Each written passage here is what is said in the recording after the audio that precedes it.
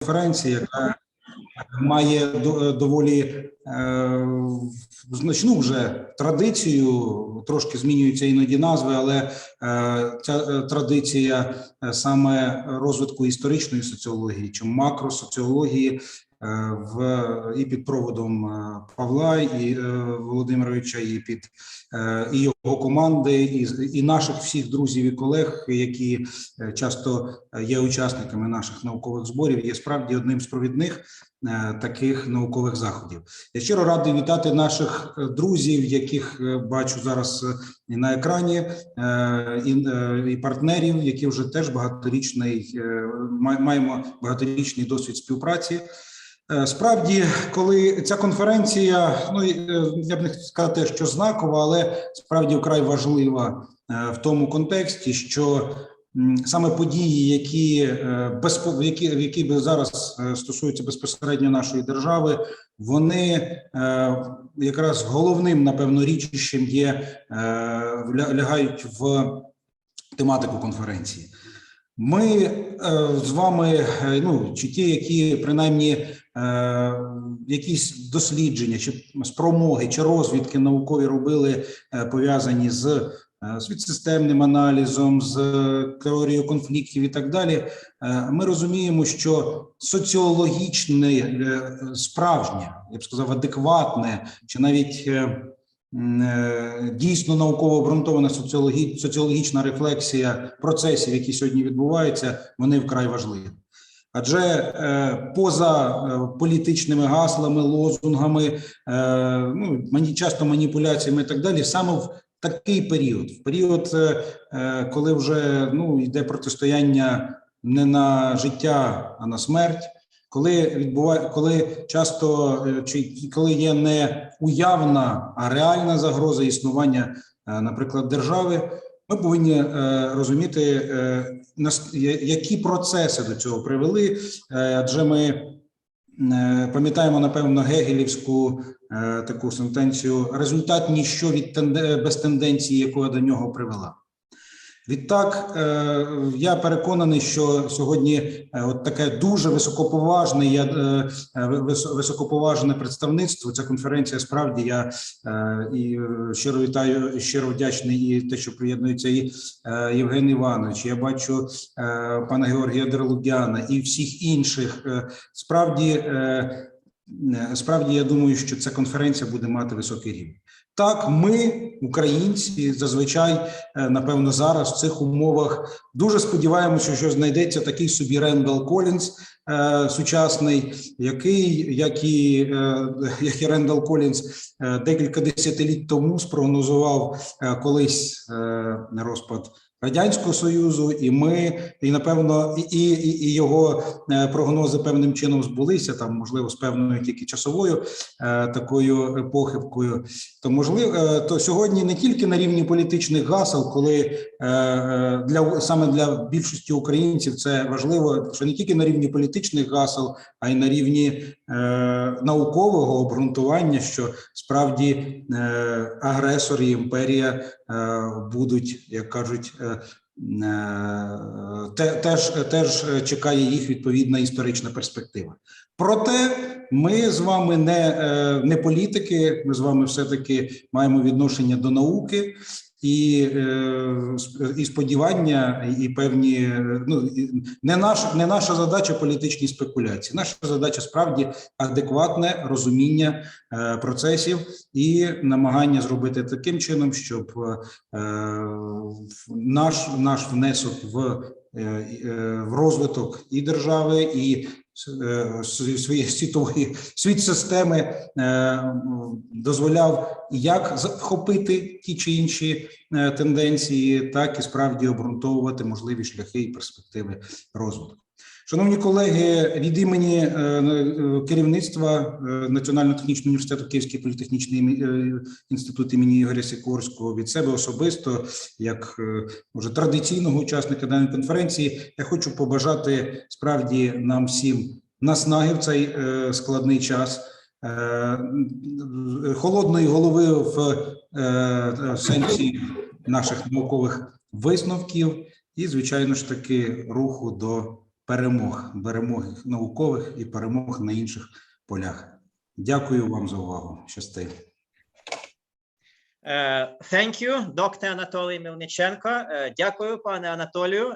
Thanks for introduction, for opening the conference, and thanks for your greeting, and thanks for providing us with the history of our conferences, because I think it's the 10th conference in a row that so our department, obviously with the help of School of Sociology and Law and university in general, has already held 10 conferences.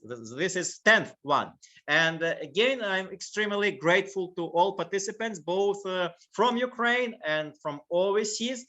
We've got a great panel, both for today and for tomorrow. We've got a host of extremely distinguished speakers. Is our dean, Dr. Cymbalenko, around? Has she had a chance to log in? Okay, maybe not. Okay. Let me, I'm sure that all of you have the conference program, but let me give you a brief idea about our schedule for the first part.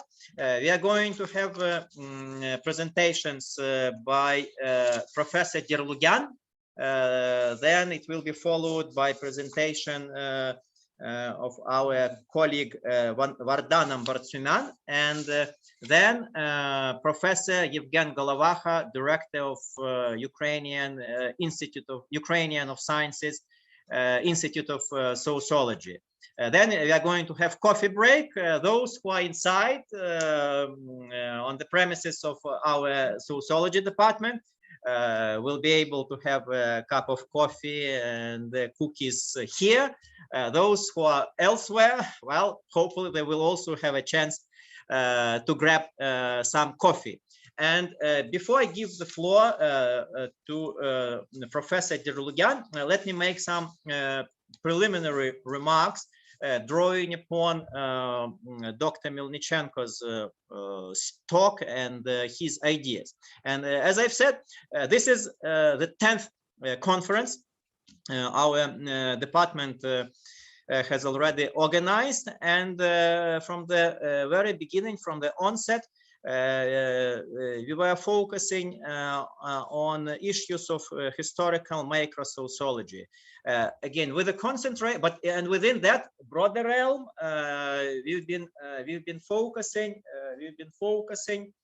on issues of state power conflicts, military conflicts in particular, interstate clashes, and obviously the first thinkers, sociologists, social theorists that come to mind when we talk about conflicts, dynamics of power, political domination, repressions, are Max Weber and Immanuel Wallerstein.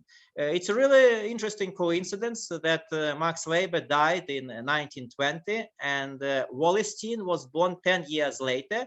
And it's also very interesting that Wallerstein's family, his father, had been born in Austrian-Hungarian empires. He was not German, but he was a German speaker, and he moved to the United States after World War I to study medicine, because his family tradition had been those of rabbis, and his parents wanted to follow that path to become a rabbi as well.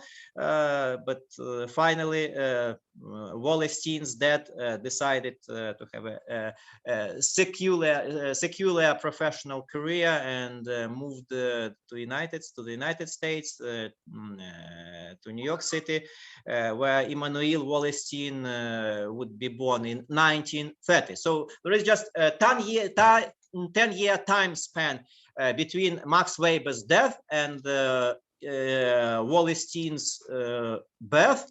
And it's also extremely interesting to know that Wallerstein has often been branded as a neo-Marxist. But when we read his writings carefully, we will notice that yes, he was influenced by Marx and ideas of Marxism, but he was equally influenced by ideas of Max Weber. If you read carefully Wallerstein's magnum opus, Modern World System, we will see immediately that there are more references to Max Weber's publications than to Karl Marx. And in fact, I think there is just a single quote from Karl Marx's The Capital in comparison with dozens of quotes from Max Weber.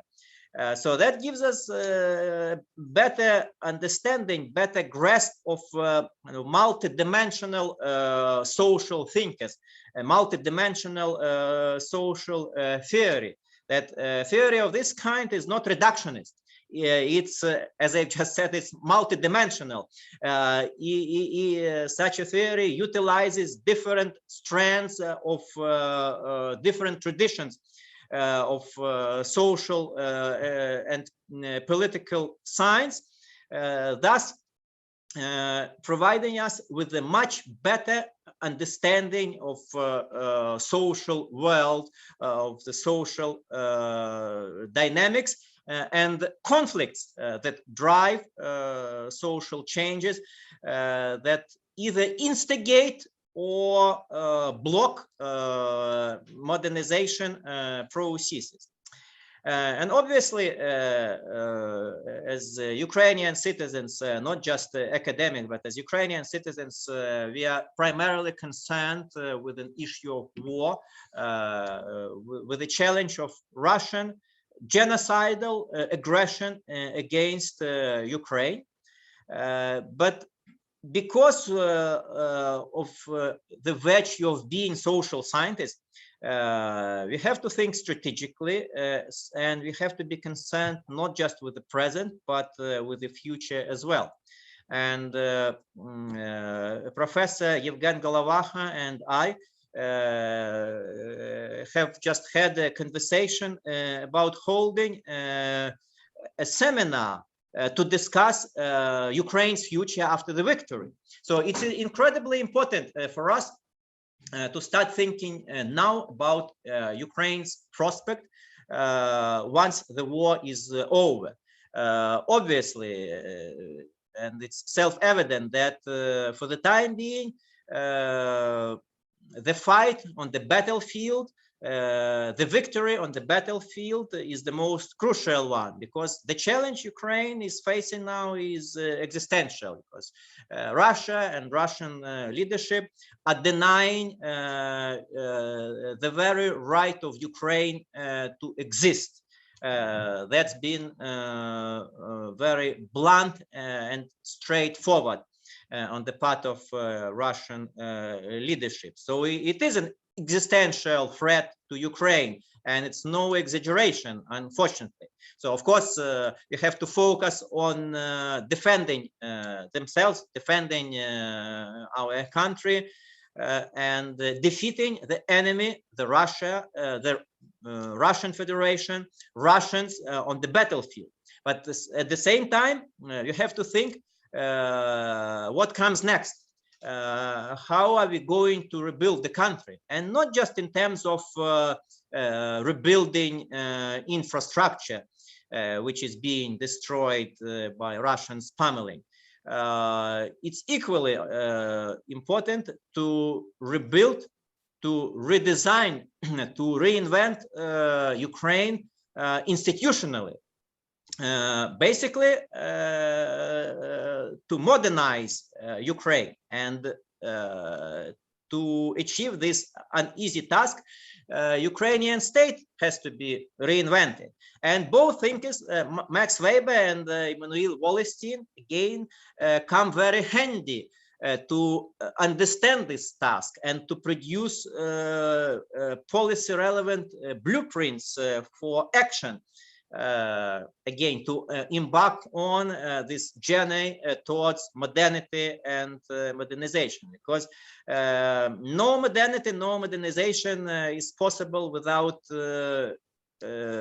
effective and state which is autonomous on the one hand, has a strong capacity on the other, and on the top of that, given Ukraine's political tradition, given geopolitical realities of Ukraine, on the top of that, Ukrainian state, apart from being efficient and strong, it also has to be democratic. So it has to combine different things, which is not easy. And my esteemed colleague, Professor Dерлуг'ян, in his writings, he translates the notion of the developmental state into Ukrainian or Russian as a developmental dictatorship, because most of instances, historical instances of developmental state were dictatorships.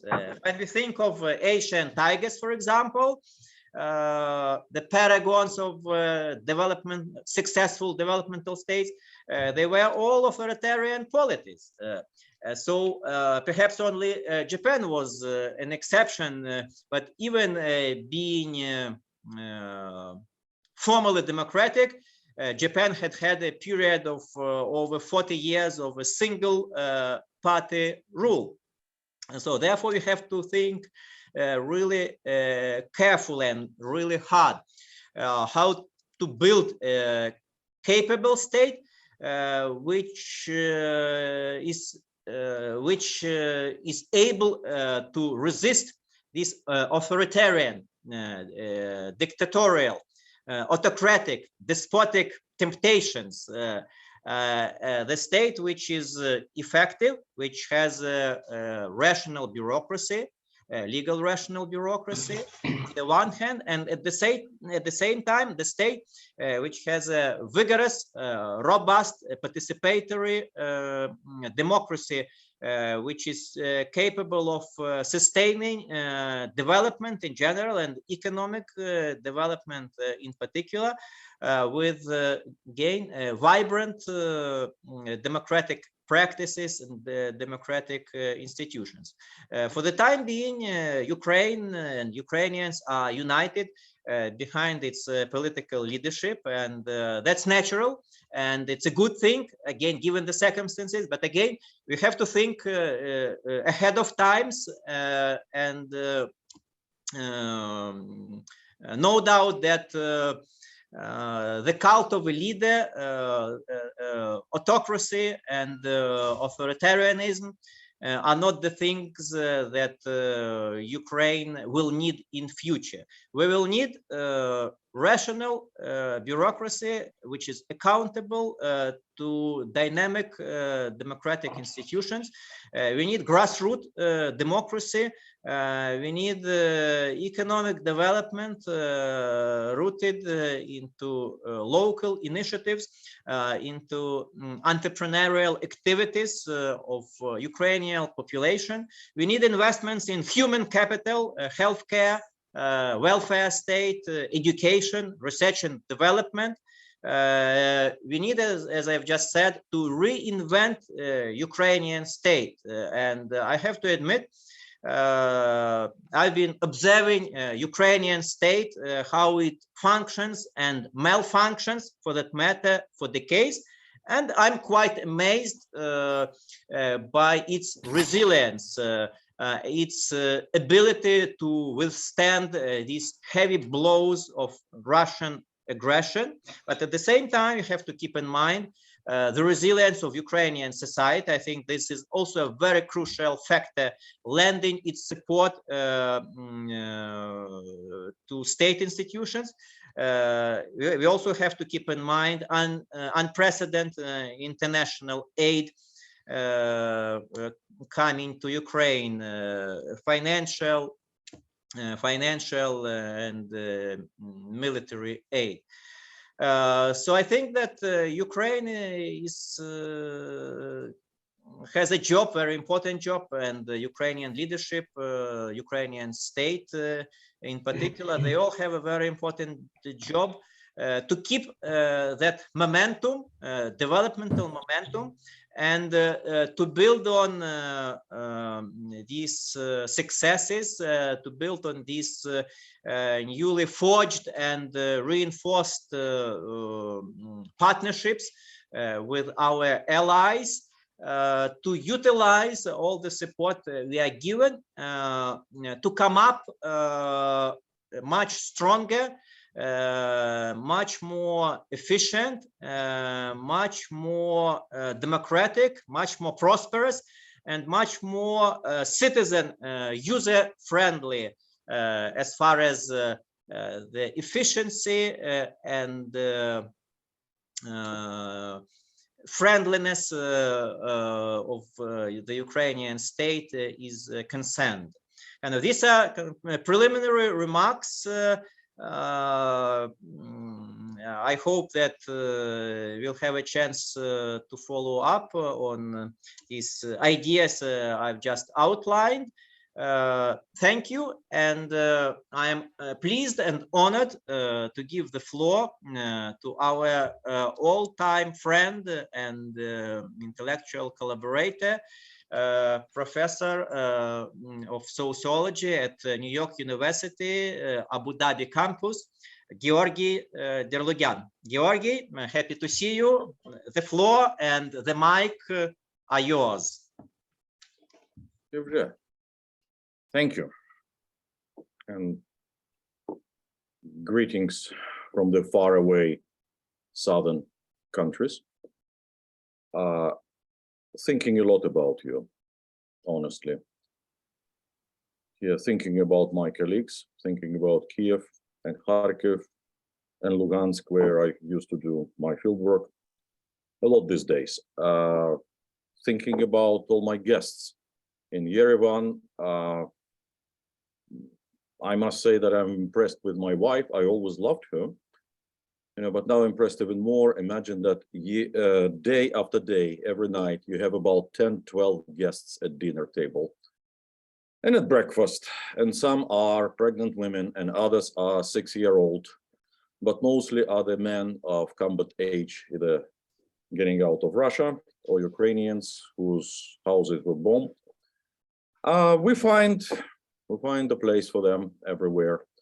We know what war is, and you probably know my article from 2 years ago about the war in Karabakh. Is it already World War III? It's a play on an earlier article about 2014 conflict on Donbass. Is it World War III, really? I am not going to present slides because you see me probably as a small picture on the screen, and I have to speak what is now accepted as an international language to you. So in order not to put anyone to sleep, I will be just trying to communicate, to really to talk to you and leave more time for questions and answers. So going back to Weber, well, if only we could have dinner, and I hope we're going to have big dinner one day, and I'll tell you more stories about both Max Weber, who was, as we all know, clinically very crazy, mental, and one thing that probably is relevant now to mention that he died in the last third wave of the pandemic of Spanish flu in 1920. Emmanuel, fortunately, did not live into the pandemic, he died in 2019 in a very exemplary manner. When he called Craig Calhoun and me to come and said that I wrote last night my last article. And I said, no, Emmanuel, and I said, no, you have to know when it is your last article. This is the last. Now what's next is to you. Both Weber and Emmanuel, Max and Emmanuel, were trying to deduce a pattern, some patterns, from very capricious mosaic of actual historical events. So is there a pattern? Do we see anything repetitive enough? When I have to explain this to my students, and you probably realize I teach too many undergraduates, I try to make it simple, saying that how can you comment on a football match? By knowing a lot about previous football match. By knowing, the strengths and weaknesses or relative strengths and weaknesses, of the players and their coaches. However, if you could predict everything, there would be no point in watching football anymore, right? Who would ever look at the screen or come to the stadium? There has to be something unpredictable. Pretty much with your current war, fortunately. So, what kind of pattern we see in geopolitics? Geopolitics we are not using here frivolously. I must admit that, especially in our part of the world, the word geopolitics, which is taken from German historical philosophy of the late 19th century, or German social science, acquired some rather pompous and not quite scientific dimension. We used to speak about centers, and now it is epicenter. We used to speak about politics, and now it is geopolitics or something. Geopolitics was imagined simply as how many political units can fit in a specific geography. For instance, there was the period of warring states in early history of China. Период воюющих царств. There were 7 or 8 of them at the time. There were quite many units, and it went on for a few centuries until one of them triumphed over the rest. So there will be a champion in this kind of игра на выбывание, or Olympic system. There will be a champion. Qin Shi Huangdi, Emperor Qin Shi Huangdi will conquer everyone else, and ever since there would be Chinese Empire. And we take it for granted because it's in one part of our history textbook. But more or less the same happened with ancient Mesopotamia. There were so many, 42, 47 Sumerian city-states until Sargon of Akkad. Sargon, by the way, means the lawful king, which of course you realize, he was not lawful. He had no right to become king. That's why such a wonderful proclamation of a name. Conquers them all and creates the Akkadian Empire. Ancient Greece, of course, we all focus on wonderful period of polis democracy. But the multiple polis is the multiple polis, had existed for about 200 years, through 6-7 generations. Or more. And then they started fighting among themselves until the Macedonian conquest, as you probably all know, and then eventually, the Romans would arrive. So the map keeps on simplifying. So this is the pattern we observe. In the very soon, after several generations, we are not usually focusing on the period of decline, we call it decline, or on the period of consolidation, if it is not Chinese history. We focus on the efflorescence of many different units. And then someone comes and eats up everybody else. Now, this did not happen in medieval Europe.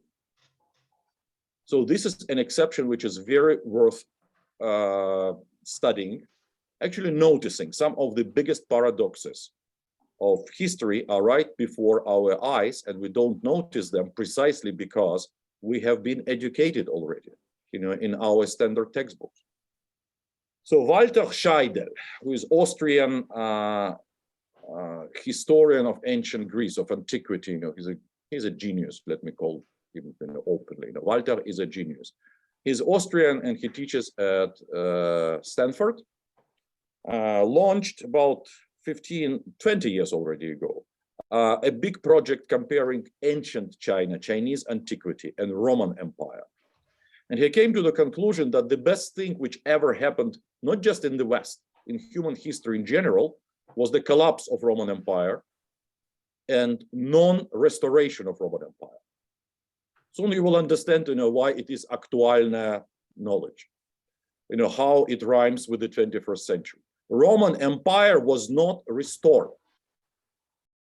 First of all, it's very interesting to think why it did appear in the first place, because Roman Empire had appeared also from a multiplicity of states in a series of confrontations, which we call Punic Wars, Пунические войны, with Carthage, Carthage.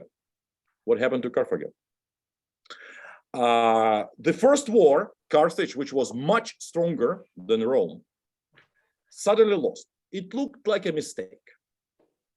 So the second war, Carthage prepared much better. The second war produced such a great warrior as Hannibal. Hannibal, the elephants crossing the Alps, and boy, did they deliver a blow to Rome. The Battle of Transamen Lake, Cannae, you might have heard about it in school. Now, what happens in the end? Scipio. Carthage must be destroyed, and Carthage is destroyed utterly. So the wars, first wars, were actually quite gentlemanly. So we take these, you give up that, so the water moves a little bit here and there. We don't kill prisoners. We don't kill population of occupied cities. The last war, the Third Punic War, is the war of ultimate destruction. So there is a showdown between empires, and then ultimate destruction, then we got Roman Empire. That's one of the things we might bear in mind when discussing modern geopolitics. And then we have a period of medieval geopolitics, which is very strange, actually, that there are so many patently weak principalities, kingdoms, archbishoprics. This is what Charles Steele loved to discuss. 600 or so, 600 plus units, city-states, and somehow in this very dense broth of Western civilization, they are bubbling there for hundreds of years, and they don't disappear. This is what Pavel Yurievich Uvarov, our great, well, not only because he is our count, but also because he is our greatest medievalist historian now, called the luxury of the Middle Ages, роскошь средневековья.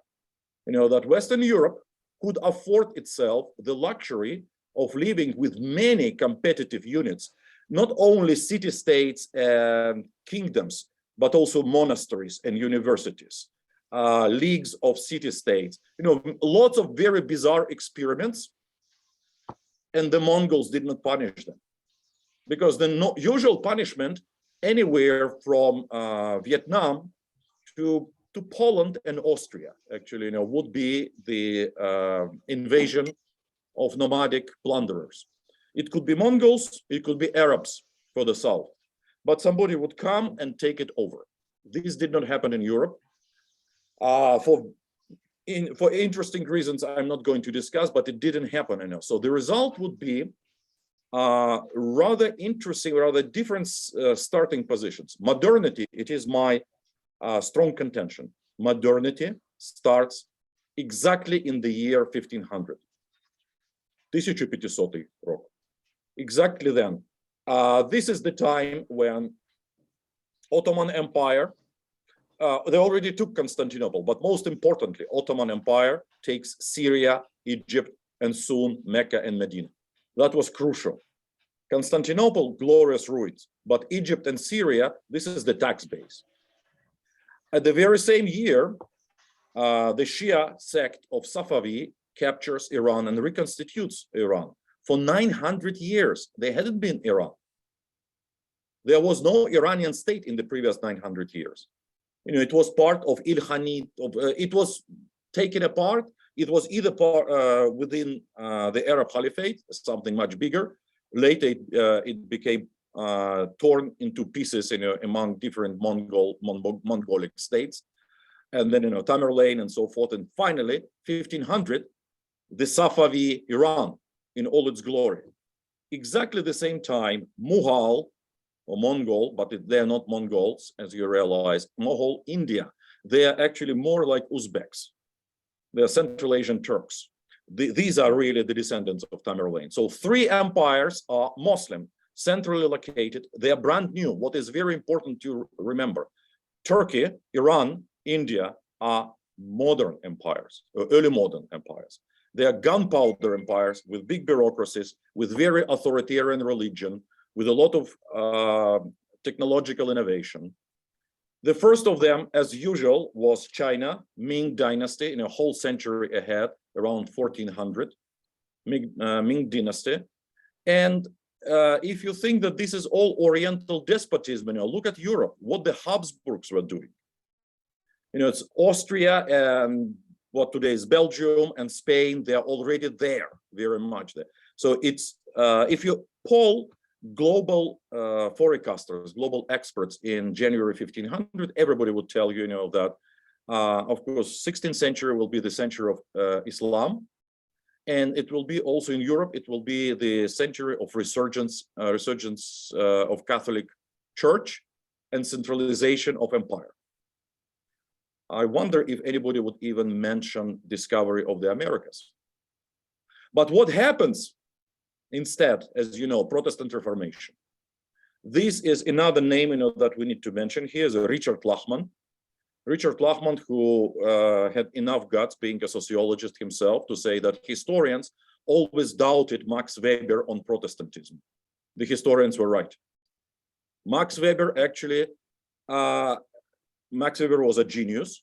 His mistake with Protestant Reformation is a very profitable mistake. It's a very interesting mistake. The mistakes of great minds are very interesting to study. Nevertheless, obviously, Protestant Reformation, had something very wrong in his psychological interpretation of what it wrote. However, what really happened was that it started a civil war across Western Europe that would have no winner or loser. It's a very unusual outcome in history. There will be no winners or losers in this, or immediately, no winner or loser in this war. So this was the breakthrough of capitalism. For the first time, capitalism, as we always argue about what is capitalism. Capitalism is the way of accumulating money. It's the power based on money, not power based on weapons, not the power based on conquest of territory. In this respect, at least the logic of Vladimir Putin is not capitalist. He has some capitalist resources, but he has to be violent precisely because in terms of capitalism, his ranking is pretty low in the world system. In terms of the army, it's much higher. In terms of the historical memory, it's much bigger. So this is what he is trying, to use rather foolhardily, as his advantages. So in the 16th century, by the end of the 16th century, we have a real revolution in geopolitical affairs. Beginning of the 16th century, it was pretty much still business as usual. We had many different units, feodalная раздробленность, everywhere. China, Iran, they are all conquered. New consolidated empires, and they're consolidated on the basis of new technology. Notice it, they are not archaic empires. They are gunpowder empire. Their new technology includes taxation, religious identities. Ottomans, Safavids, Mughals, Ming Dynasty, Habsburg, with all their Spanish Inquisition. So they appear, this kind of a new generation of dinosaurs. And then by 1600 or 1640, some little creatures, England and Holland and Sweden, attack them from within and eat them up. So what happened, so this is about defending capitalism. What happened was that capitalists who were specialized elite, here is Max Weber, and Michael Mann, of course, very much correct. We have not infinite number of ruling elites, not too many, but basically just three with the fourth. So it's since the really beginning of class societies. It's a priest who could give orders that people would obey. It's a priest, it's a merchant, above all, it's a warrior. Priest, merchant, warrior. Eventually, we would have the fourth one, a bureaucrat, state ruler. The person who can give orders to priest, merchant, and warrior. Now, in the until the 16th century, who are leading priests and warriors. And notice, that in all Islamic and in Chinese civilization, merchants and dealing with money is relegated to either foreigners, it's Christian minority in the lands of Islam, for instance, or Jewish minority, or it is very lowly regarded, like in China, for instance, that merchant is next to prostitution or to being an artist, to being an actor in theater. So the really, China is quite exceptional here because priests or mandarins, priests are at the top, then warriors, and very, very bottom. So here we have a revolution. That's real bourgeois revolution. In places like Holland and England, merchants acquired guns and also sails. Famous title of the book by Carlo Cipolla, Guns and Sails in the Making of Empire. So basically, European capitalists in the 17th century became the new Vikings. Just like Vikings, they could get on their boats and they could navigate anywhere in the world, and they could attack if they chose. They could attack. If not attack, they could settle. If not settle, they could trade. Three things: attack, settlement, and trade, or colonization and trade. Just like what the Vikings had done 700 years before. Vikings were also mobile on water. Vikings had a striking edge militarily. So this is what the English and the Dutch acquired in the 17th century. They could come to China. Chinese never could come to Europe. Notice this, for all the bulk and all the sophistication of Chinese civilization. But there was a problem to be defeated, every hegemony. And hegemony, let me remind you, the word comes from Giovanni Arrighi, and Giovanni Arrighi takes it from Antonio Gramsci. It's not domination. It's domination plus. It's obvious domination. Somebody is so much better off. Somebody is so much sophisticated, that it's taken for granted that one country must lead the rest for the common good, or one class should. These are rare instances when everybody agrees. Yes, hands down, Britain in the 19th century is the leading power. Or hands down, America in the mid-20th century by far. American jazz, American jeans, American cars, American way of doing business. Everything is the most, delavitaya, fashionable, modnaya, and so on. So we have three such instances only. Holland in the fight against Catholic Spain. So we are speaking about 1570, and it's notice, that it's 1570, 1640.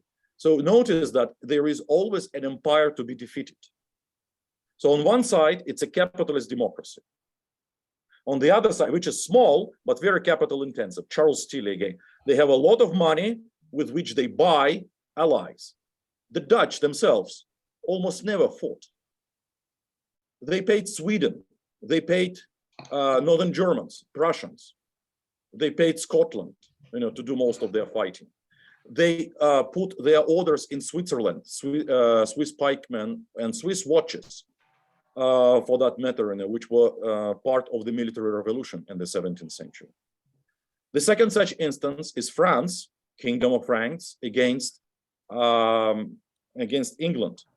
And notice again, the first war, 7 Years' War. Very few people are even much aware of what was 7 Years' War, but how did France lose Canada? Why Quebec, to this day, French is one of the official languages of Canada. How Quebec ended up there. How did they lose India? Why France was left with only the tiny colony of Pondichéry? How did they lose so many colonies? So it was the 7 Years' War.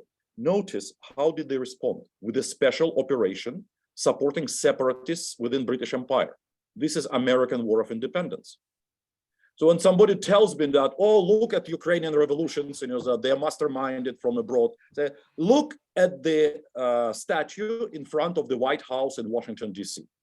It's a monument to the spy master who was in charge of this special operation. Who was that? Marquis de Lafayette. It's Lafayette Square to this day. What was the French Marquis doing in the North American colonies? That worked, and France responded again, so once that worked against the British and the colonies were liberated, the French responded with an even stronger strike back, Napoleon Bonaparte. That was tremendous. Need I remind you? And yet, Waterloo, how it all ended. So, Spain started with Carlos V, but Spanish bankruptcy of 1557. They respond with Duque de Alba, Herzog Alba. They respond with Philip II. They respond with Armada, tremendous war, 30 years war, and in the end, Peace of Westphalia. French, they respond with American Revolution. Respond with Napoleon Bonaparte. In the end, Waterloo. They took Moscow for a while. Did it matter? And of course, 20th century, I'm not going to spend much more on that. Germany in 1918 could not even believe that they lost the war. They lost the war because the United States entered World War I. But Germany actually won World War I on the Eastern Front. Peace of Brest-Litovsk, the occupation, actually the carving out of Ukraine, the creation of Hetman Skoropadsky, so that was a triumph of the German military. And yet they lost. So they were very dismayed and surprised. How could we lose? They lost on the Western Front. They come back and I'm not going to give you any detail on that. You know what was that. And I will remind you one very, in the first days of war now, in I think the 26th or 27th of February, journalists in Yerevan asked me, I was in Yerevan back then, because of pandemic, asked me, so who is winning that war in Ukraine? I said, well, of course, I can tell you who already lost. Because with 100,000, you don't occupy Kiev. In 1941, Germany took about 2 million plus. There were Hungarians, Romanians, as you know. And do you realize that Hitler gave orders to withdraw from Kiev immediately? Because it started blowing up 3 or 4 or 5 days later. It proved to be untenable, to locate troops within Kiev. This is why, they killed a lot of population. They killed Jews in Babi Yar, and withdrew from town, hoping that the population would just die from starvation. And that's why Leningrad was not invaded. Leningrad was left in encirclement, just like they were hoping to leave Moscow. So 20th century was the big fight with Germany, the fight for British succession. And this fight was conducted largely with other countries' hands. So in that fight, it was British and American alliance using the Soviet Union or Russian Empire at first. Soviet Union self-strengthened and managed to fight in very robust defense in the Second World War. And we know the result. Of course, it's not some kind of freak accident that Soviet Union, Stalin's Soviet Union, immediately becomes an enemy after 1945. There was no chance, they could integrate, and it was very useful before 45. It's no longer useful, but they found very nice modus vivendi with it. They found the Cold War. Let's compete in what you could never compete with us. Let's compete in lifestyle, in GDP per capita, and so forth. So in 1991, the Soviet Union folded up, essentially. Folded up just like in poker. I fold up, so, okay, I give up. It was something which nobody even noticed, and it was it fell like God's blessing on our hands. I was afraid, frankly, deep in my soul, all these 30 years, that that was not the end. That was a geopolitical catastrophe, but there would be another one. So here it is. So we are in a second geopolitical catastrophe, and we already know many of the answers. And I support my friend Pavlo Kutуєв in launching a conversation about what the world might be looking like after it. Who might be a hegemonic power this time? Could it be? I will suggest just one strange hypothesis. That by default, if America and Britain, which have lots of domestic economic and especially political problems, if they fail to manage through the next election cycle, could the biggest beneficiaries of the current war emerge as the former defeated powers of 1945? I mean, Germany and Japan at the opposite side. So let me shut up here. Let me also excuse myself. Please excuse me, because I'm teaching a summer class. And speaking of modernization, United Arab Emirates, as of January, just like Peter the Great, changed the calendar. So now Friday is a work day. Friday used to be a day off for us. So now Friday is not just the work day, but it's examination day. It's the last day of the semester. So the students will be writing, well, on what I'm just explaining to you, their final papers. They're very anxious. Of course, all my Emirati princesses, and I'm very privileged, I'm teaching princesses, must get A's. Thank you very much. Thank you, Georgi, for a brilliant talk. As always, it's always great having you. And questions, I'm sure that your speech has incited huge interest and energetic, vigorous response. А зараз побачимо, хто не спав. Okay, I'm sure no one has been sleeping. No one sleeps when Georgi talks. Questions, comments? How much time do we have? I'm sorry, because I see that several minutes. Several minutes. If you don't have questions for the time being, we can collect them and relate to Georgi later, or Anna Kurovska, our PhD student. Anna, please. Thank you for very interesting lecture.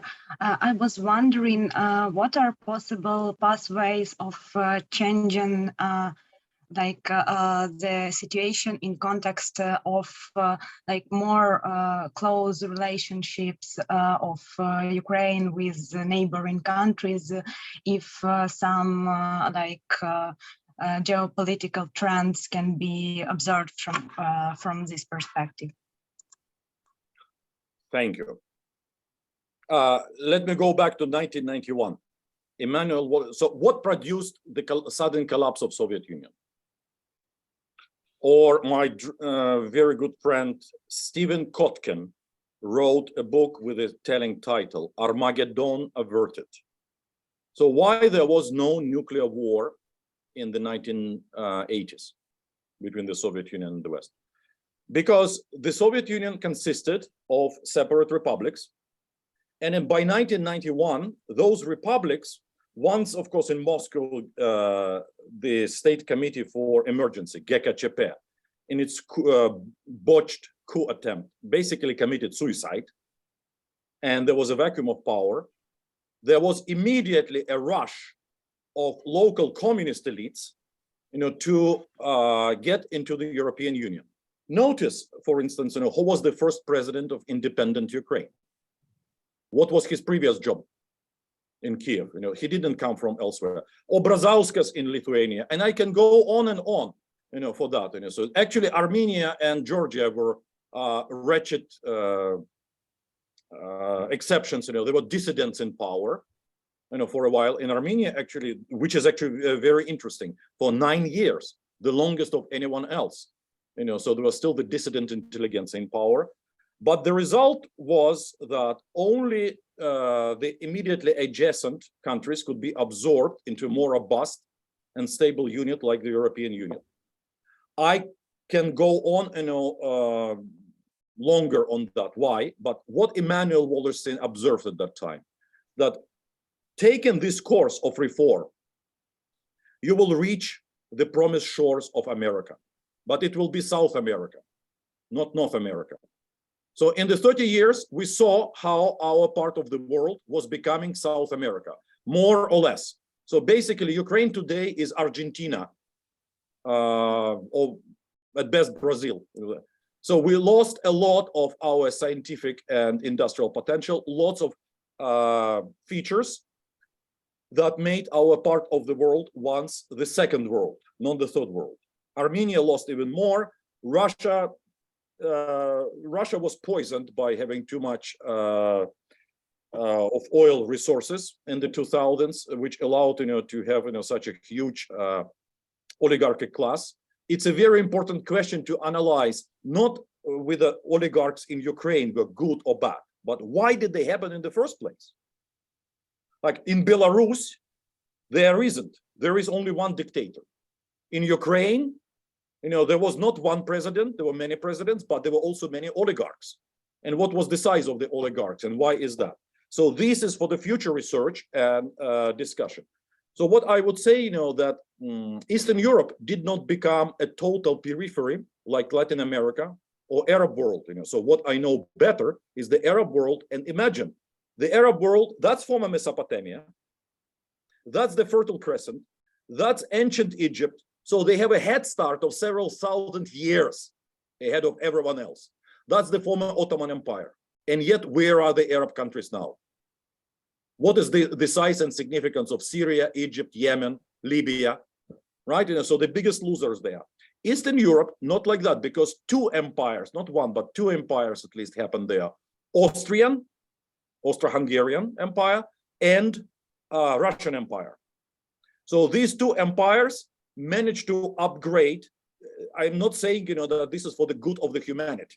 I'm saying, that they managed to upgrade their military and economic status, vis-a-vis the West. They managed to build, well, universities like your Ігоря Сікорського, Polytechnical in Kiev. Why did they do this? Just to maintain their status in the world system. So it looks like, that the future, stable future, has, well, two pathways. One, people hope, that one by one, those former republics will manage to join. Some will join, some would not be allowed into Europe because they are like, Russia is too barbarian, or some people hope that Azerbaijan would not be allowed, or so something. I would say that nobody ever is going to negotiate seriously with unsuccessful countries. Ukraine is taking seriously today only because what happened over the last 3 months. So you have to prove yourself by victories militarily, but soon also by having your science and having your economic size. Economic size, and you must be something important to integrate. And that means together with Belarus or Belarus, together, which is going to be much more democratic, very soon actually, together with Russia, which is going to go through a revolution, because what else do you expect that? We can discuss that. Together with the Caucasus, basically, we have now a chance to rebuild not the Soviet Union, but the grouping of those dispossessed after the collapse of Soviet Union in order to demand collectively our rights. To remember about Kazakhstan, and I think, that we were very lucky in the beginning of this year with Kazakhstani revolution, coup d'etat, whatever happened in the first week. Remember how far back it was, first week of this year, Kazakhstan? And the outcome was much, much better than state collapse. So we need to remember all that and use this as the weight for a serious negotiation with Europe. You want to have a hegemonic, serious hegemonic core of the world system. It could be built in Europe only when it is really a whole Europe. It must be not a divided Europe. This is my opinion, which I can support with quite a lot of calculations, but this is controversial, and let's leave it for now. Thank you very much for asking such a beautiful question. Thank you. Okay, thank you. Georgi is going to have a class really soon to teach his princes and princesses. So we won't be staying on his way. Georgi, thank you. It's been as brilliant as ever, and we are hoping to see you both online and offline in Kiev before too long. Thank you. I very much hope so. And round of applause. Goodbye. Thank you. Thank you. And now I'm honored to give the floor to our esteemed colleague, Vardán Ambarcumyan. Vardán is an executive secretary of YMCA Europe, and the title of his talk is extremely topical and relevant to both my department's activities, my department's focus, because we do offer our students a degree in conflict resolution and mediation. So Vardán is going to talk about mediation in war and peace, how not to harm. Vardán, thank you for joining us. The floor is yours. Thank you very much, my dear friends, colleagues. I'm honored to speak after Professor Dерлуг'ян, one Armenian after another. He works in New York University in Abu Dhabi. I work for YMCA Europe, which is a pan-European organization based in Brussels, Belgium. And these days we do a lot of work for Ukraine with YMCA Ukraine, and I'm honored to see the YMCA Ukraine as one of the organizers of this conference. My approach will be completely different than Professor Dерлуг'ян's, though I will really kind of continue from his last one of his last statements, which was like what might look the world after this conflict in Ukraine. What would be the face of the world after this conflict in Ukraine? And our work, though I have done my PhD in history, but I will not talk about history. I will talk about practical aspect of the work. We in YMCA Europe have done a lot of peace work, and we have tried our best to keep this world a better place, to mobilize young people in a way that they could do something to give peace a chance, as we would say. Unfortunately, what I can say that the peace failed. Peace failed. And as a matter of fact, it didn't fail February 24 this year. It failed, or a couple of years ago, it failed in Nagorno-Karabakh, when just immediately after the call of the UN Secretary General to observe ceasefire during the pandemic, the war was launched. Actually, without respecting that call, and peace failed. And now the world is in a stage which an Austrian conflictologist, Friedrich Gleisel, would call it "together we fall." As Friedrich Gleisel has a theory of conflictology, the stages of the conflict, and the last stage is which is called "together we fall." It is the stage when people are happy of casualties of the other side. The people are even happy of their own casualties, as long as these casualties serve their cause. But the conflictology also assumes, and the human sense assumes, that at a certain point the regret will come. I mean, no war in the world continued forever. The moment comes when people stop. They want peace prevails over war. But then we have to understand, what's then, how we are going to live this peace, after the war. And analyzing as a practitioner and analyzing with my colleagues from all over the world, this last 100 days, it's been really meeting with people, asking questions, what's happening, and there is such a situation that basically the peace work in Europe, at least, was mostly based on the fact that there was a belief that there is a European or a global system of security, and then based on that system of security, the civil society or cultural organizations or anybody does peace work. So somehow the guarantee of that this peace work will have some result was that there was the security in place, and that security was secured by the governments, by the states, by the Daytona, you know, like of this of different sides, you know, of the continent. That's now defunct. So there is no security system working right now in the world, and this is fact. You know, like the UN Security Council is not working. You know, there is veto by one side or the other side, never working. The OSCE in Europe, it's not working because it has no power to do anything. So in this field, in this case, the peace work, which was something to be done, has absolutely gone lost. You know, if people are at the stage of together we fall, then and if there is no security system which guarantees minimum peace, minimum peace, then the civil society peace work is absolutely useless. But there is one moment. As a matter of fact, the need for peace and security these days is even higher than it was before. Nobody can refuse that people need peace more today because there is more war today. And in this case, there is only one way. There is only one way to go for that. And this is raising the resilience of the civil society towards violence. And that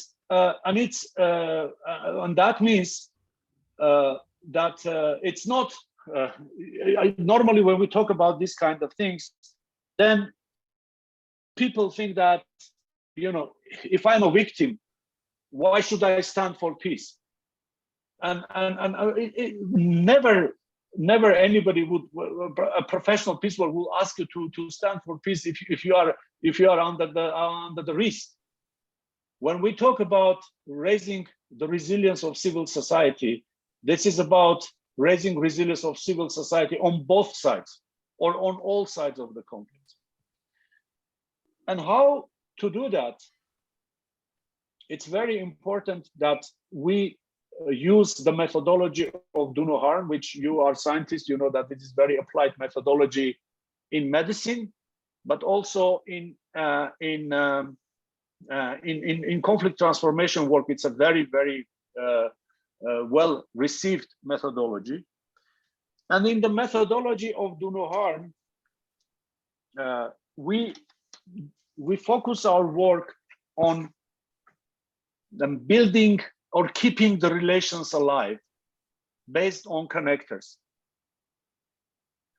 The do no harm methodology, the do no harm matrix identifies things that divide people and connect people, and it's obvious. I mean, we know that you know this exists everywhere and in every situation.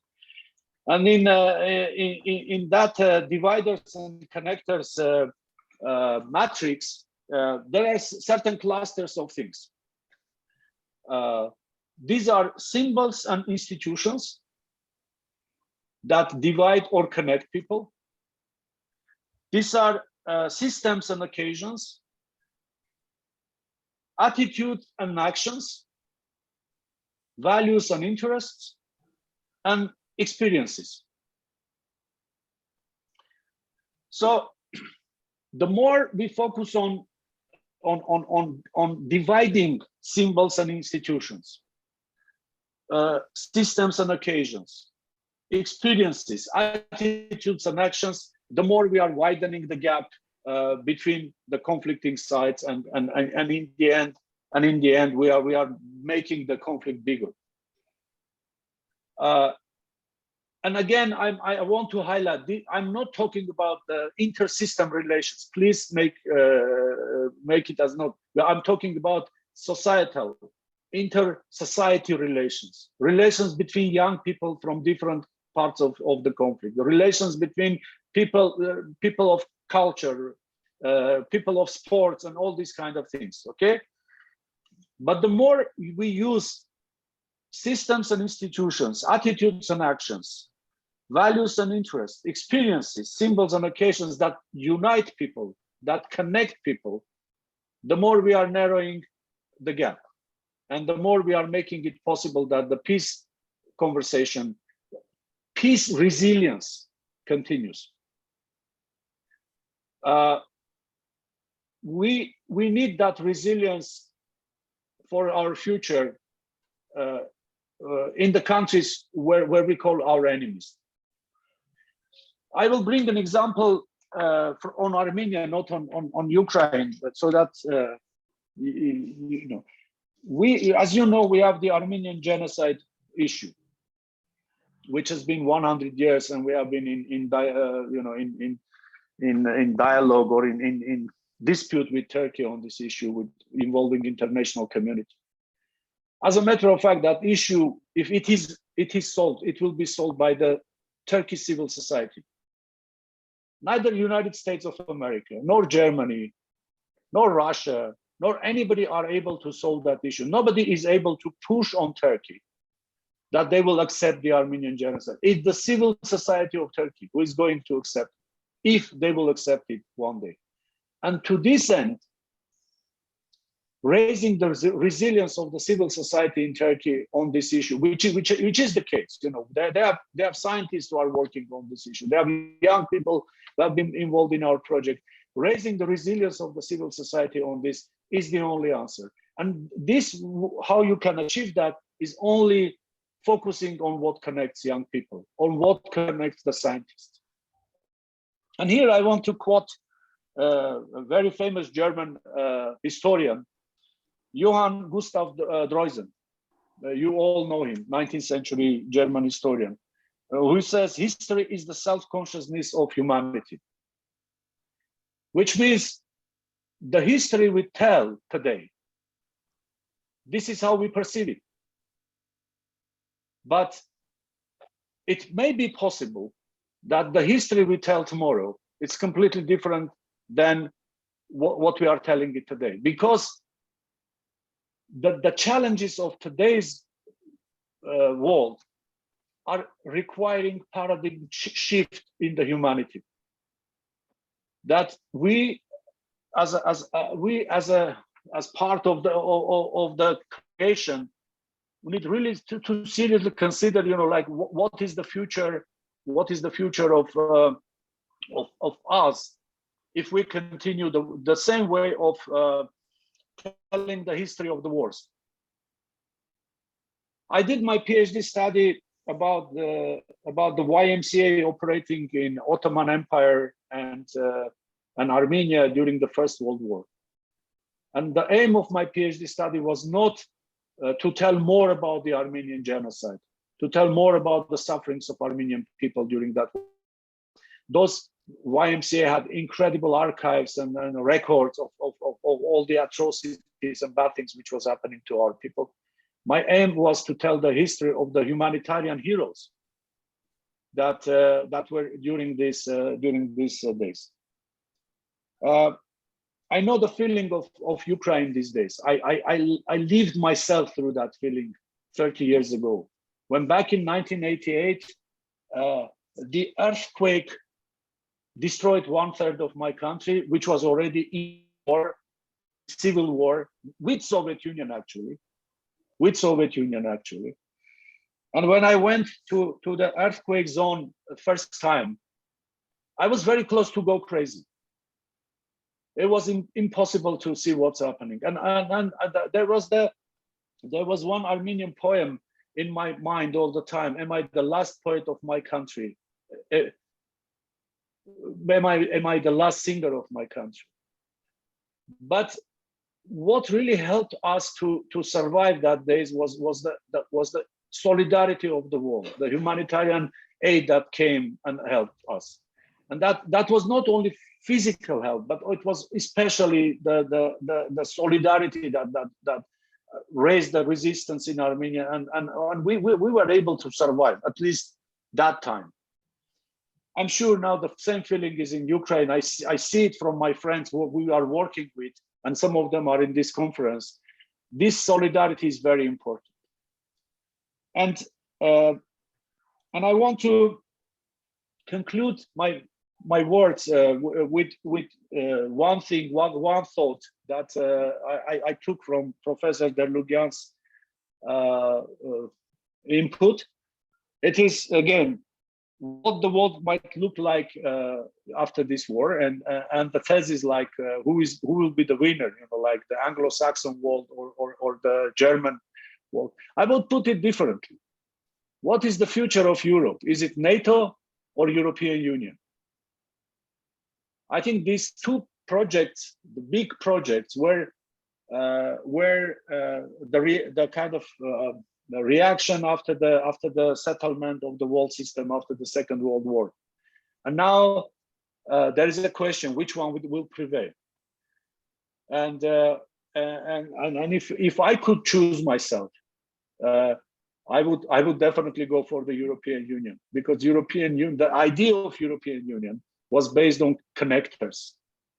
The Germany and France were divided for centuries by border disputes, by the hegemony fights in Europe, and so on. So later, by religious conflicts, they found some connectors and they started to build a European Union. And I think it was the aspiration of all the Soviet republics after the collapse of the Soviet Union to be part of that European home. Whereas for me, I think NATO has always had this divider, the borderline, and this is. I think Europe needs one security system, one system for all, and we have to dream about it. But as long as we give up that dream, there will be a big divider in the middle of our continent, which will always create a problem. And last thing I want to share with you, we have developed a whole peace war guidebook with all the methodologies and experiences which are based on the work that young people have done. And I'm dropping here in the chat the link to that guidebook. It's in English. We just translated it into the Croatian language also. And we are now working on the translation of it into Russian language too. I think for you scientists, it would be really interesting to look into the practical side of the conflict transformation and how it looks and how young people perceive it. Thank you very much for your invitation to this conference. I hope my input from the field, where actually really the things happening, would help you to further proceed with your discussions. And I wish you good luck to your conference. Once again, thank you for your invitation. Thank you, Vardan. It's been brilliant, wonderful combination of theory-laden approach with a huge degree of practical and policy relevance. This is something that we are striving for, and it's great that our conference has already begun delivering on its promises, has already begun producing very tangible results. Thanks a lot. Maybe questions, comments, following up Vardan's brilliant speech. And again, if there are any questions coming up later, we will be able to collect them and forward to our distinguished speakers. Thank you, Vardan. Thanks for your fantastic contribution. Oh, I see the hand. I see hand being raised. Alexander Korol, you've got question, right? Go right ahead. Hello from philosophy faculty of Taras Shevchenko University. And yeah, my question is, you said that European Union should change in security way, in other way, and I read some articles of Habermas, of Zizek, and they criticize the European Union that it cannot do something in rational way, just do. And should it be in future about European Union that they should change structurally? Should it be, I don't know, one super state or something quality another from now, something new maybe? Thank you, Alexander, for the question. I'm privileged to answer to that question. It's and my answer is a dream session, not a decision making. If I could decide, like what would be in the world, that would be really good for everybody, probably. But what I think that, you know, European Union was a very good project to sustain peace in Europe. And it was a project to sustaining peace without using the military power, but based on connectors. You know, I mean, it started as a steel and coal kind of union, you know, just based on very simple thing that connects 7 European countries, and then it started to extend and extend and extend. And I remember in mid-90s or late 90s when I was going to Brussels, the city was full of souvenir shops with European Union symbols. So it was a very popular brand and very popular tendency for all the Europeans. So Europeans believed in that dream that one day it will be something join European. I think the recent years, European Union failed and failed drastically. And the evidence is if you go now to Brussels and you walk in the souvenir shops, you will not find one single souvenir about European Union. So that means that it's off the trend. And I think European Union should analyze what was the mistake they had. And they should really try to kind of relaunch the project, because the seeds, the roots of that project are really good. What it should be? Should they have a joint security system? I don't know. Maybe the security system should be different. But the fact that European Union, the bottom line of European it was a project built on connectors. That was the success of European Union.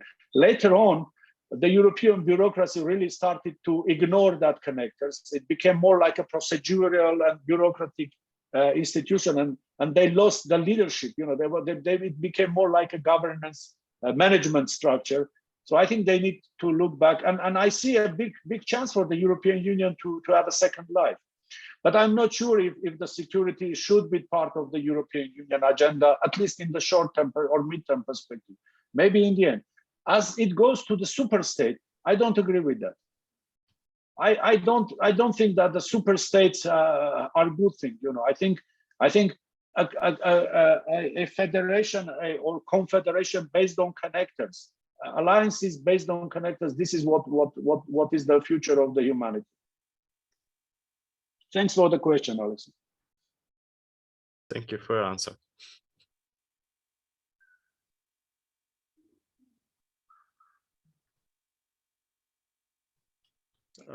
Yeah, sorry. Thank you. Any more questions, comments? Not yet. Okay, thank you. Thank you for giving us food and pause for thought. We should be staying in touch, and we should continue our collaboration. And now I am pleased to give the floor to our all-time friend and partner, Professor Yevhen Головаха. Professor Головаха is the director of the Institute of Sociology at the National Academy of Sciences of Ukraine. And he is the scholar who has never missed a single conference of ours. Since the beginning of our conference series, I think it was as early as 2010, he's always been a distinguished keynote speaker at our academic events. Apart from taking part in a host of other initiatives undertaken by our department, School of Sociology and Law, and the university in general. Professor Головаха, welcome. The floor and the mic are yours.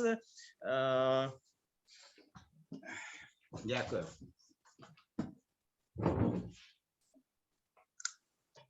Дякую. Так. Все, можна починати? Так, прошу. Шановні колеги, дуже приємно перебувати з вами. І я дуже вдячний, що відтворюється добра традиція конференції.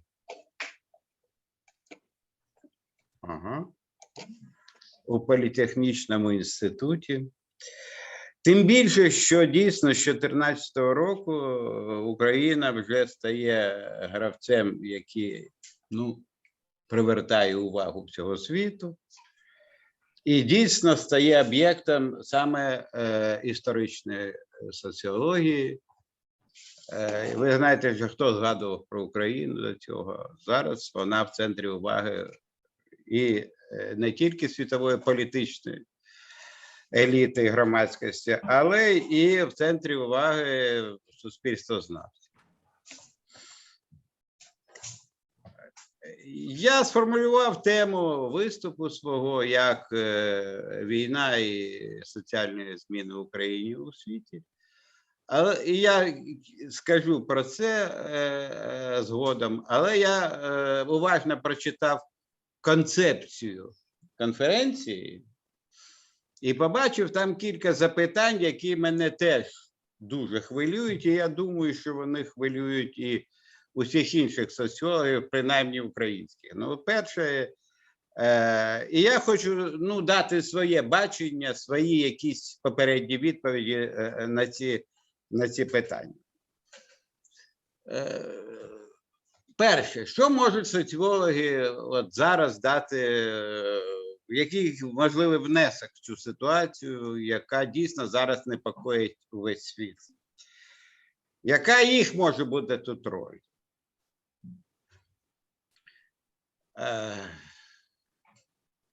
Є вже відгуки від соціологів. Вони вже свій внесок зробили. Ну, всі ми добре знаємо, який внесок зробив патріарх світової соціальної науки і соціології в тому числі Юрген Хабермас. Я не буду нікому, я думаю, що всі знають, який він зробив внесок. Він сказав, що Україна має поступитися Росії і все буде добре. Ну, це перший, так скажімо, відгук від, скажімо так, можливо, найбільш впливового суспільного ученого світу. Є ще багато прикладів відповідей. Скажімо, ми вступили в контакт з світовою соціологічною громадськістю. Ми написали, українські соціологи, наш інститут і соціологічна асоціація, звернення до світових соціологів. І що ж виявилось? Світова соціологія, скажімо, ми маємо багато претензій до політики. Ви знаєте.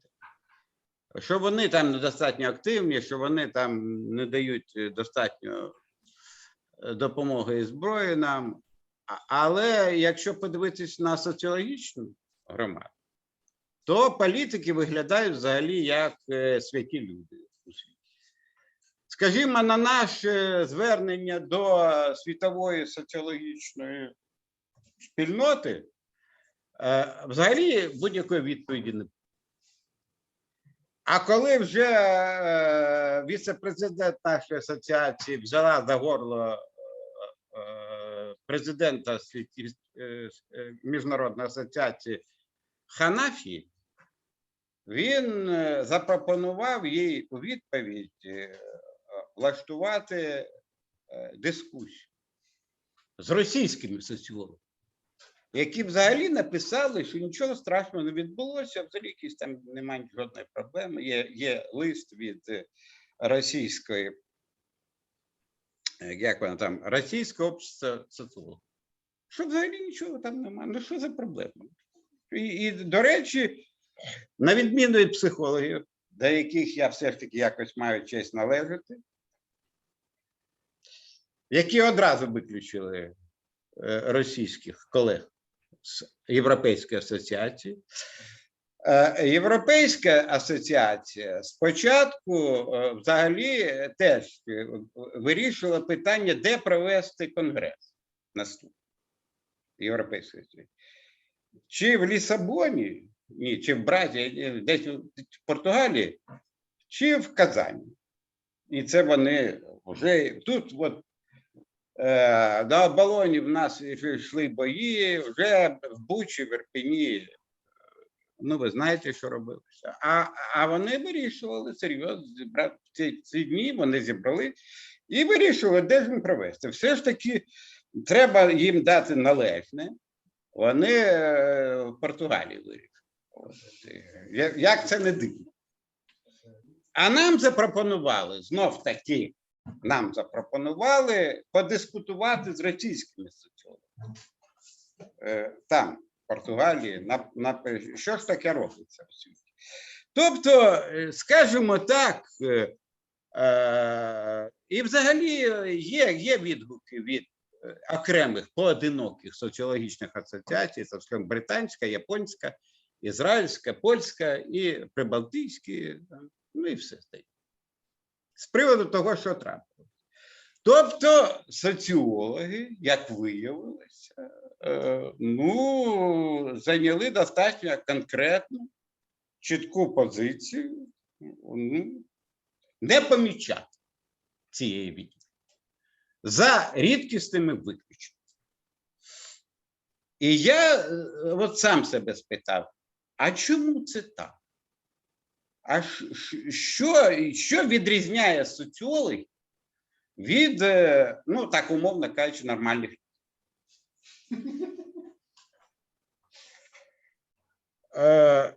І в зв'язку з цим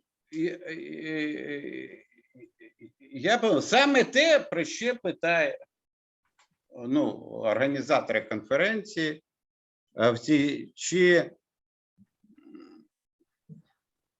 чи можуть бути соціологи взагалі ціннісно нейтральними, чи можуть вони займати об'єктивну позицію?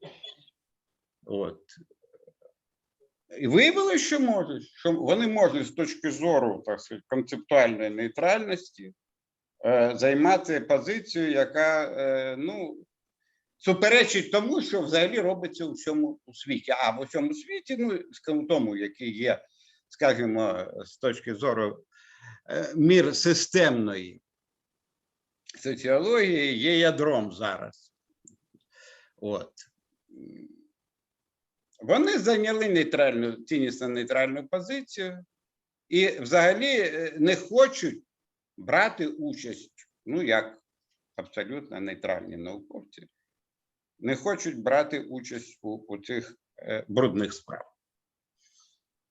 Ну, можливо, якби був президентом не Ханафі, а Буровий, який, ну, все ж таки вважав, що соціологія має взаємодіяти зі світом і з суспільством, ну, то, можливо, щось було б інакше, але головне не це.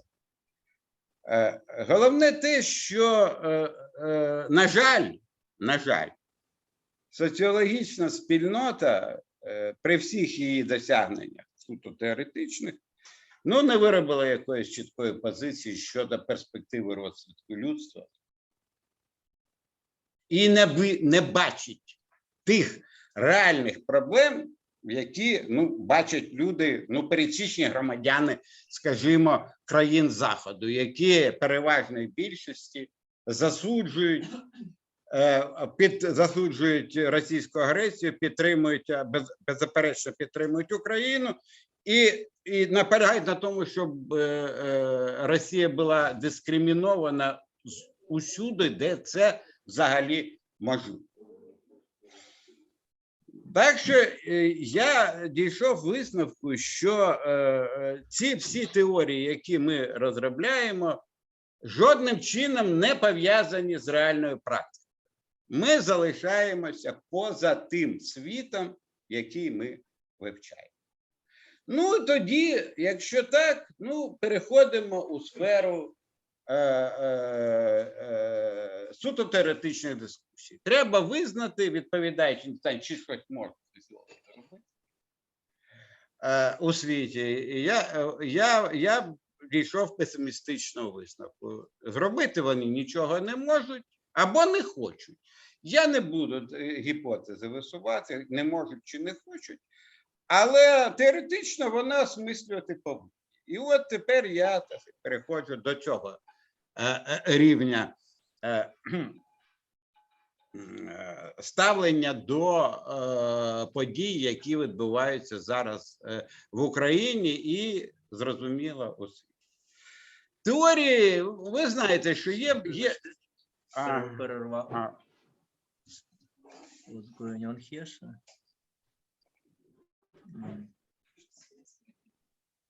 Не витримала. То світова громадськість не витримує такого. Ну, да, бо вона вже ні, вона послухала і каже, а вже теоретичних не треба. Да. А хто знає? Ну, ми знаємо, замість футболу транспівали.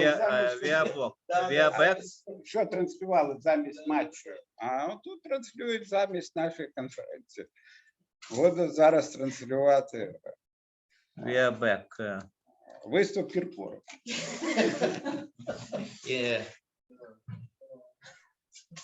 Ну, я не буду нагадувати всі концепції, які існують. Ну, дійсно, і дуже впливова мірсистемна концепція. Я просто ж 2 рази розумію. Професор Дерлуг'ян навіть вважає, що в 21 столітті, як в 20-му всі обговорювали Вебера і його послідовників, так в 21-му будуть обговорювати тільки мірсистемну. Да, теорію. Ну, що це теорія взагалі всього 21-го століття. Можливо, я не наполягаю. Це дійсно дуже важлива, цікава теорія. Є, хоч і піддають її критиці, і Павло теж у своїй роботі піддав як науково-популярну, а не як наукову концепція Хантінгтона, зіткнення цивілізації. До речі, він, ну, правильно передбачив конфлікт. І він навіть, ви знаєте, якийсь, пам'ятаєте його сценарій зіткнення цивілізації? Як про зіткнення Китаю з В'єтнамом і як світ буде, оце щось на кшталт того, що він описував. Наше зіткнення в його концепції – це зіткнення Китаю з В'єтнамом. І що з цього вийшло? Він написав, якщо мій прогноз на 2010 рік, до речі, він планував, що Китай зіткнеться з В'єтнамом, і потім весь світ буде втягнутий в цей конфлікт, і це дуже погано закінчиться. Він сказав, що це комусь може здатися чимось нереальним, і добре, хай цього не буде. Ну це й вийшло. Бачите, вийшов конфлікт. І якби живий був Хантінгтон, то я думаю, він би доєднався до Хабермаса тільки тому, що вважав, що не дай Боже, Америці втручатися в конфлікт 2 країн з однієї цивілізації. А оскільки нас він відносить до, ну, переважно більшість України, до православної так званої цивілізації, я, чесно кажучи, не розумію, що це за цивілізація православна.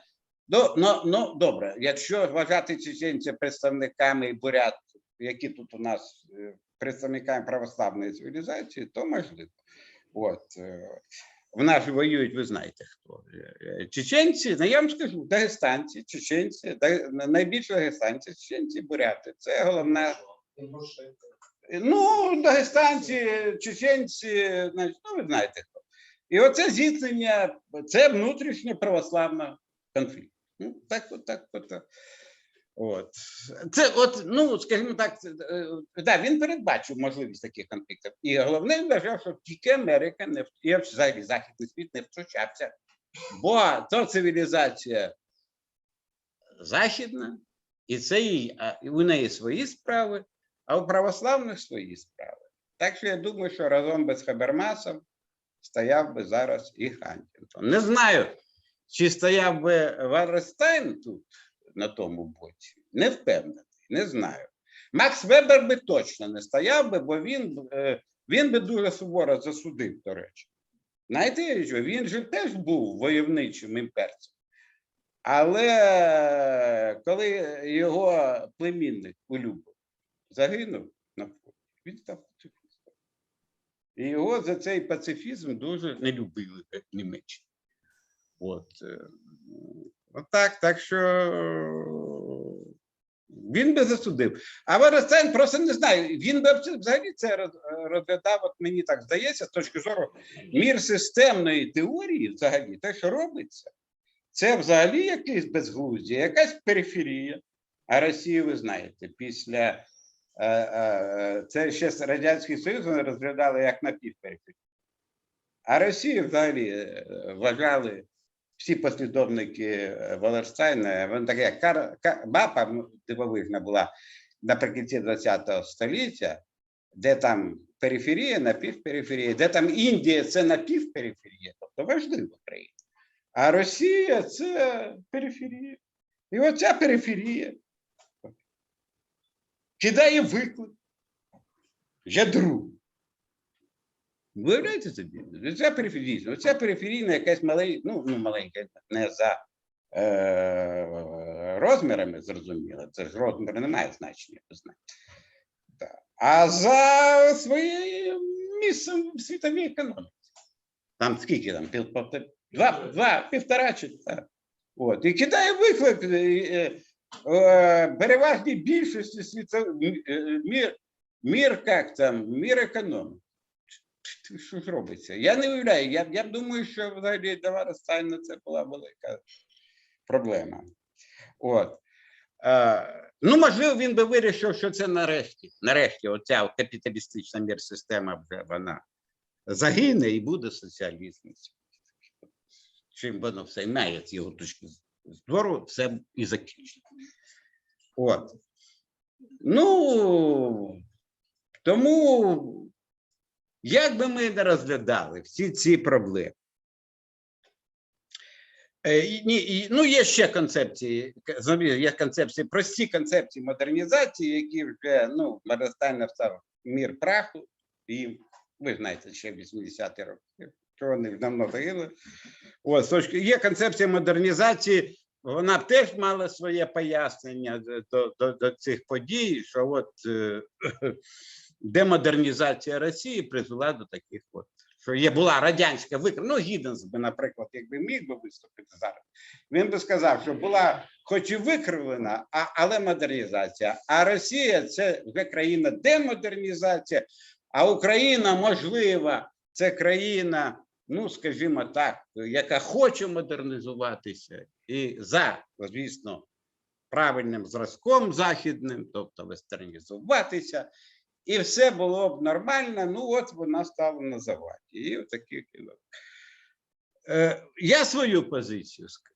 Ну, от знов таки, щодо ціннісної нейтральності в концепції, так, Павло? Чи можна з бомбосховища бути ціннісно нейтральним? Ні, ну це в концепції конференції, тому я відповідаю на ваше запитання. Абсолютно можна. От я впевнений, що можна бути ціннісно нейтральним. От, емоційно нейтральним не можна. А ціннісно можна бути. Особливо, коли взагалі добре, якщо в тебе взагалі жодної цінності немає. То таких людей це взагалі щастя. Емоційно не можна. Але емоції, вони ж проходять. От тому я вважаю, що не треба робити висновків зараз. Зараз, оскільки ціннісно ми можемо бути, тому ми можемо працювати як соціологи, нікуди не дінеться, соціолог має бути ціннісно нейтральним, інакше він просто буде, ну, ідеологом, а не науковцем. От. Але емоційність, да, в мене, я ж сам кажу, от я зараз виступаю, в мене ж емоції, в мене раціо давно вже відключено. Я кожного дня, я так розумію, що це кожного дня. Ви розумієте, ну, в нас, яке може бути раціо? Яке може бути раціо? У світі, де, ну, де взагалі повне безглуздя, де взагалі багато експертів кажуть, це один старий маразматик хоче знищити світ. І все. От вам і вся теорія, усі системи. Ну, це не я так кажу, до речі, я так не вважаю. Я все ж таки як соціолог, і навіть при всіх емоціях знаю, що і до маразматика намагалися знищити світ, і зруйнувати Україну, і навіть були спроби, щось у нас там, навіть при демократичній ті кілька років Росії. Тому не все так просто, але і навіть і такі є точки зору, і вони конкурують. Тобто, доки є емоція, а вони будуть, поки не закінчиться ця жахлива війна, просто треба висувати гіпотези. Ми маємо право висувати будь-які гіпотези. Але чесно про це говорити. І я теж висуваю гіпотезу щодо соціальних змін в Україні і у світі. Які вони, на мій погляд? 3 місяці йдуть дослідження. Які? По-перше, група рейтинг, я їй дуже вдячний, вона першою почала і багато зробила. По-друге, це наш інститут завдяки Сергію Дембіцькому, його заступнику. Він проводить багато цікавих досліджень. Ну і вже почали працювати Київський міжнародний суд соціології, слава Богу. Це найбільш потужна організація наша. Тобто є вже великий масив інформації, який дозволяє висунути, як на мене, важливу гіпотезу щодо соціальних змін в Україні під впливом війни. Головна моя гіпотеза полягає в тому, що за ці 3 місяці Україна змінилася більше, ніж за 30 років попередніх змін. В чому ці зміни? По-перше, українці нарешті прийняли свою державу. Взагалі, як свою. Вони до неї ставляться як до цінності, яку треба захищати і яку треба оберігати. І вони нарешті зрозуміли, що вони жили не в такій поганій країні, як їм здавалося, до того, як Росія не прийшла їм на допомогу. В такій жахливій і поганій країні, як Україна була 13-го року, багато в чому залишалося до 24 лютого. І нарешті, останні дані, в мене просто немає часу, я б навів би результати дослідження. Всім рекомендую останній дослід 12-та хвиля рейтингу. Там методика Сергія Дембіцького образ держави у уявленнях українців, власної держави. І ми бачимо, що він проводив це дослідження 21-го року, тобто до вторгнення Росії. І останнє, це травневе, абсолютно кардинально, а це тест, який він обґрунтував. Є обґрунтування, є у нього окремо, там воно чи суто методологічне обґрунтування, дуже серйозне в нього, цієї методики. Але якщо брати не тільки окремі показники, а й інтегральний індекс зміни ставлення держави, то абсолютно інша ситуація. Я простий приклад. За одним тільки показником. 21-го року лише 19% вважали, що Україна безумовно буде змінюватись на позитивне. Були там такі позиції. Як позитивне, так і негативне, не знаю. А безумовно позитивне. Було 19% 25 років. Зараз 70%. Тих, хто вважає, тобто, і це не залежить від регіону. Тобто, другий висновок – це ми, який дає нагоду мені висунути гіпотезу.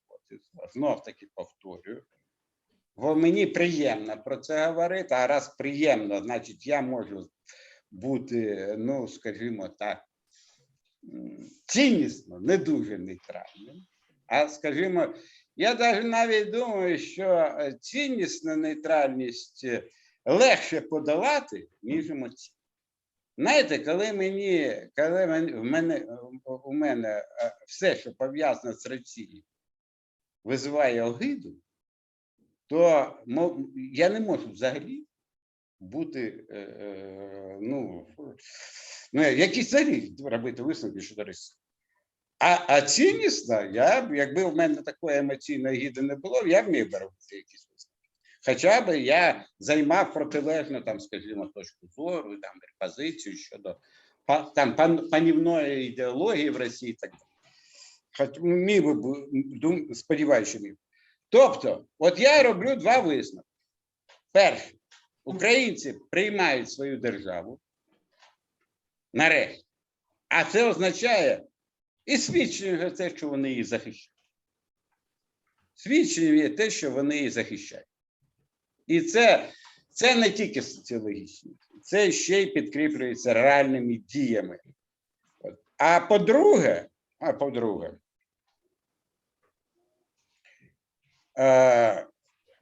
подолана, і це в багатьох, я не буду, тут я міг багато, тут сотні можна було таблиць, де подолана регіональні розбіжності. Нема за жодним політичним питанням, вже нема політичних розбіжностей. А це була головна проблема України. І саме на цьому будувалася перспектива включення України знов в імперію. От. Ну, щодо Росії, які там ЗМІ? Ну, тут зрозуміло. Це знов, правда, моя гіпотеза, і це вже, ви знаєте, є дійсно, справді, є такий впливовий підхід мір системний, а є, ну, скажімо так, для мене, я вибачаю, більш зрозумілий і простий для того, щоб проводити дослідження, порівняльно історичний. Коли порівнюються різні держави, там, імперії, ну, тобто, все відбувається не в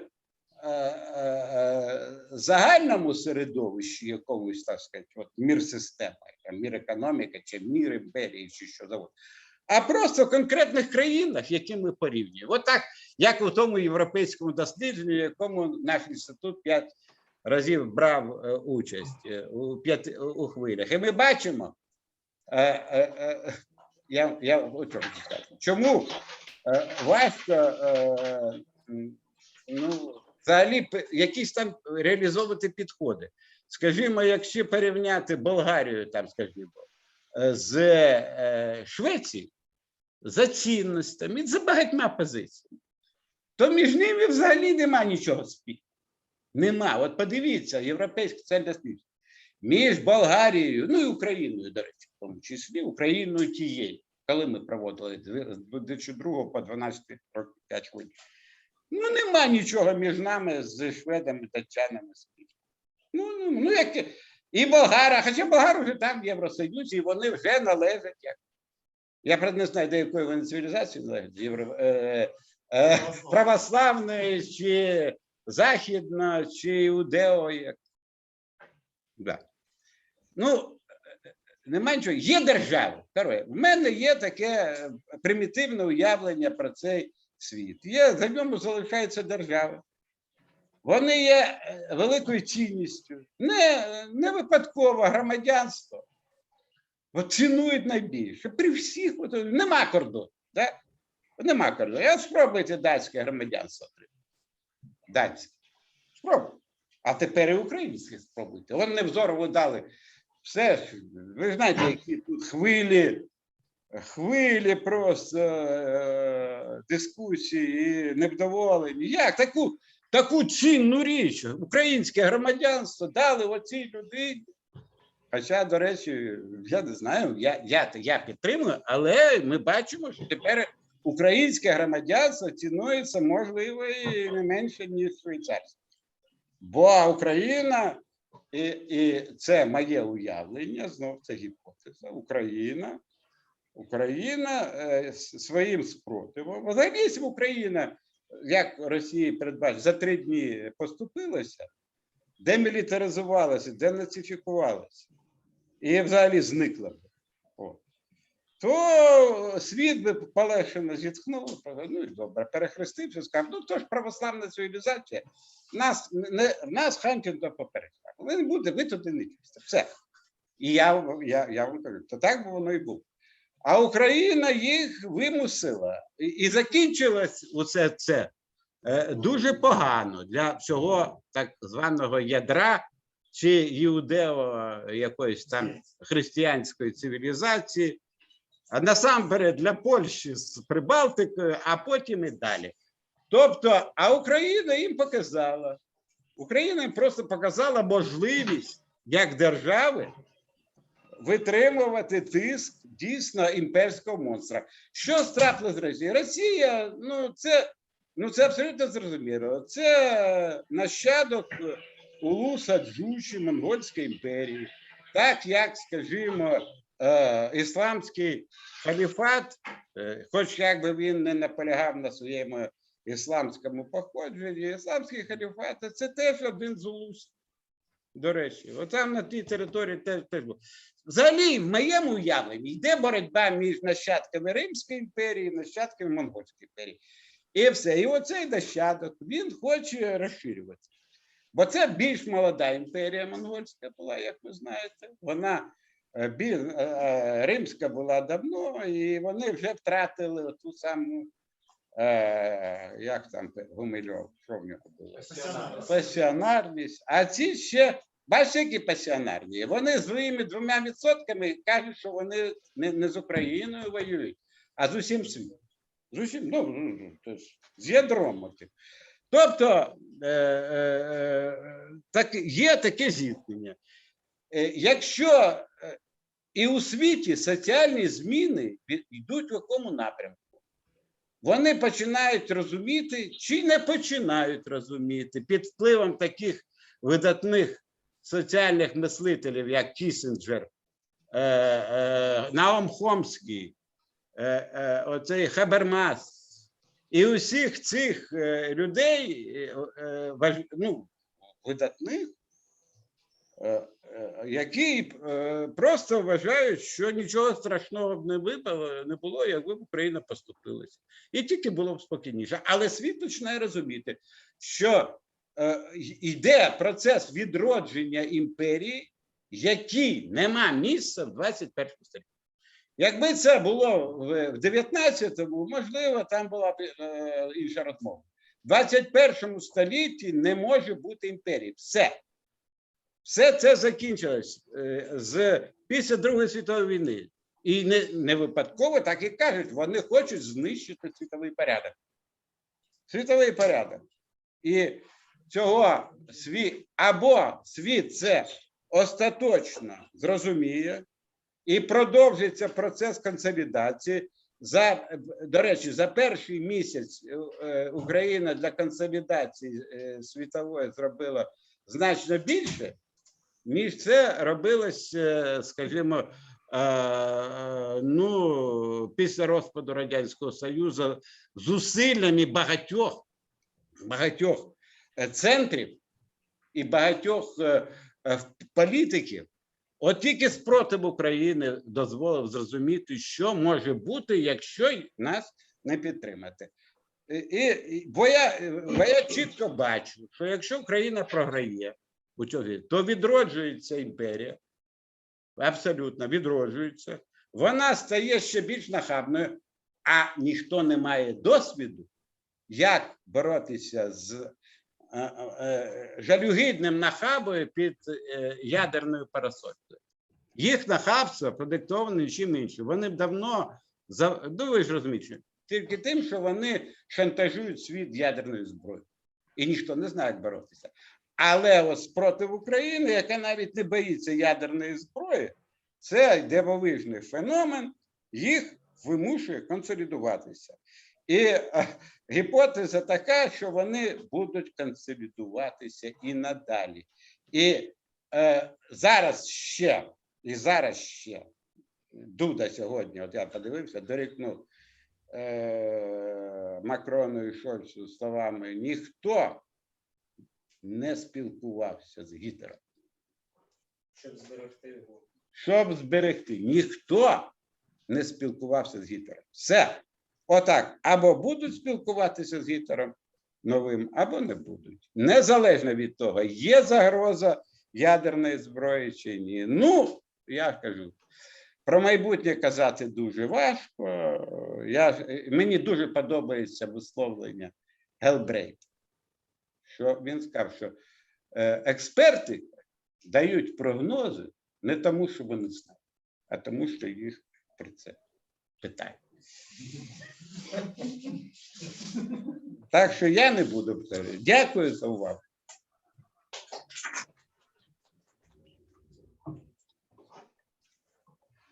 Дякую за, як завжди, блискучий виступ Євгена Івановича. Повторюся, Євген Іванович не пропустив жодної конференції з самого початку цієї нашої активності. Професор Головаха has not missed a single conference of ours, and it's always an honor and pleasure to have him with us. And his speeches, his presentations are always brilliant and thought-provoking.